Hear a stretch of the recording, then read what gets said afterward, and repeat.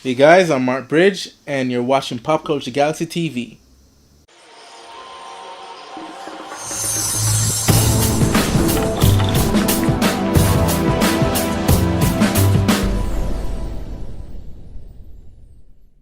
Well, finally, the Deadpool trailer that was shown at Comic Con has now been made public to the general audiences, and they're eating it up.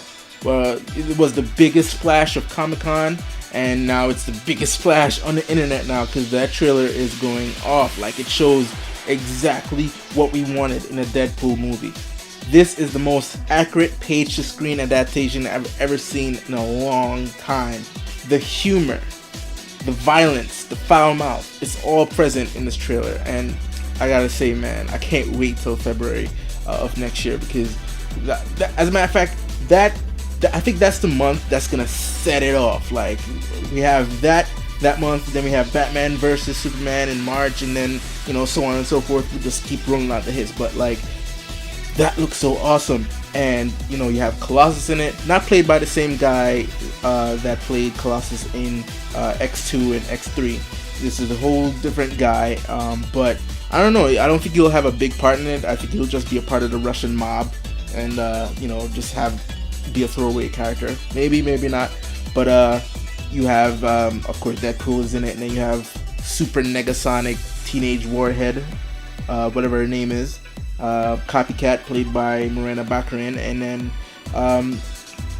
you have the main villain. I can't remember his name right now, but still, like, the action that's present in this trailer, like, is phenomenal. Like, you have Deadpool doing his cutting thing, you have gunfire, you have and the fourth wall stuff is there too, man. Like I'm very, very impressed with this trailer, and I gotta say, it being rated R, it might be a hindrance to the box office, but like, movies like Kick-Ass and Kingsman did pretty well for being R-rated movies. Even Hangover, like, come on, even though it was a comedy, well, this is a comedy, this is an action movie. It's like all meshed in one, and I think so far it looks like they're doing a great job in making this film. So I can't wait for the meta marketing when this movie comes out, because it's gonna have, like, whatever movies coming out that time. I'm sure you're gonna have Deadpool sort of infiltrating those marketing, like, okay, go see my movie. But man, like, that trailer was off the chain, it was bonkers. It was everything you'd ever want from a Deadpool trailer and a Deadpool movie. If this is what we're getting in the movie, sold. You know what I mean? Like, and considering it's Fox, like, it's a shame too. They can't get X-Men right, but they're finally looking like they're gonna get at least one of their properties correct. Deadpool. So I would say yay to Fox if they manage to pull this off, because so far it looks like they're not pulling it off with Fantastic Four, with like almost 17% at Rotten Tomatoes, I think. The critics aren't loving it. It doesn't look that interesting. X-Men Apocalypse comes out next year with a Ivan Ooze looking motherfucker named Apocalypse. But other than that, it's just but Deadpool looks like it'll at least redeem their planned shared universe with Fantastic Four and Gambit and all that stuff. But yeah, I can't wait. Thumbs up for the trailer. Thumbs up for that trailer. Next up, we have Sony setting release dates. Not even announced, hey, Bad Boys 3 and 4 are coming out. They just set a release date, like, hey, this is what we have planned. Uncharted was on there and Dark Towers was on there, but they put Bad Boys 3 to come out February 17th of 2017, and Bad Boys 4 to come out July 3rd of 2019. No word on if Will and Martin will be back, but I can't see them doing Bad Boys sequels without these guys. But they may do it without Michael Bay, who helmed the first and second. A while back, there was a talks that Joe Carnahan was taking over the role as director. Well, he's writing the scripts, but he might as well say he'll direct it, because he's a director. He directed Narc, and he directed The A-Team and The Gray. He's a great filmmaker, so if he ends up being the one who directs Bad Boys 3 and 4, I'm sure he'll do a great job at doing it. Say what you will about Michael Bay, but like, that guy has flair. He has like a style, and that style helped Bad Boys. Granted, I didn't like the music of Bad Boys 2, but Bad Boys 2 remains one of the best films of, it still holds up today. Like it's bonkers, yes, but it has crazy action, and the comedy is there. But I gotta say, like, I wish he would have came back to do 3 and 4. Not to say he won't, because he still may come back to do it, but he's like tied up with a bunch of Paramount stuff right now. They may even want him for the next Transformers movies, considering that they're giving him sort of free reign in doing his pet projects between Transformers movies.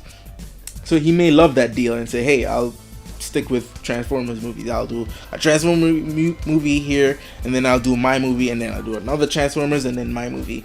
So he might have a sweet deal over there. So he might not, come over to Sony and do the Bad Boys 3 and 4. But man, I wish he would. But if he doesn't, Joe Carnahan has I think he has a good handle, because I think, what was it, Smoking Aces? That was a great film too. It had style as well. It had crazy action, crazy comedy. So if he brings that to Bad Boys 3 and 4, then we're in good hands. But I just want to see Bad Boys 3 and 4, man. I want to see Michael Bay Bad Boys 3 and 4. But if not, Joe is a good substitute.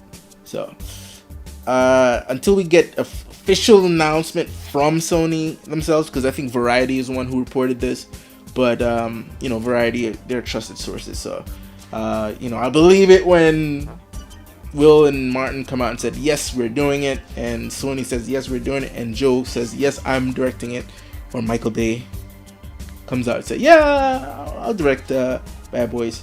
But I'm excited.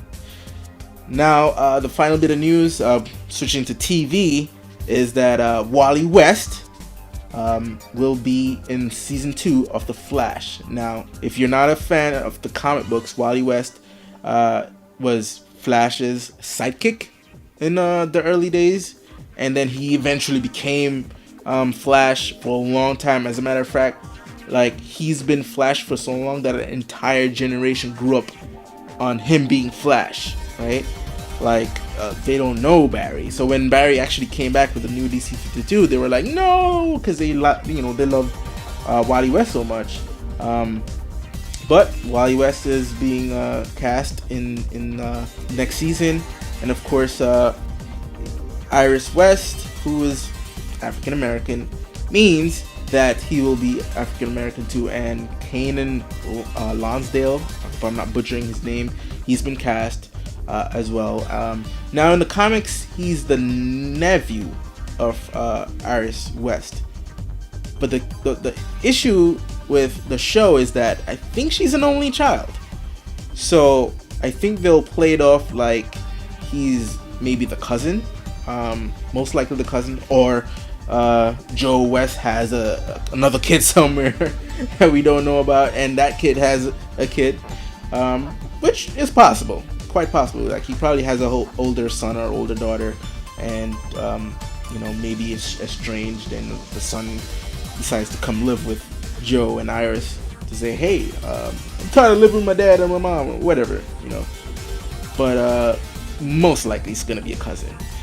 Will he become a speedster in season 2? Maybe not. Maybe it's a little bit too early. Maybe at the end, probably he'll become like a speedster. Obviously, he's not going to become Flash for now, so he'll probably be Kid Flash or Impulse or somebody.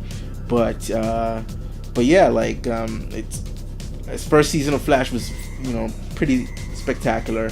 I'm expecting great things for the second season, and the fact that he's cast in this one, I'm looking forward to it. And let's see where they go with this character in season 2.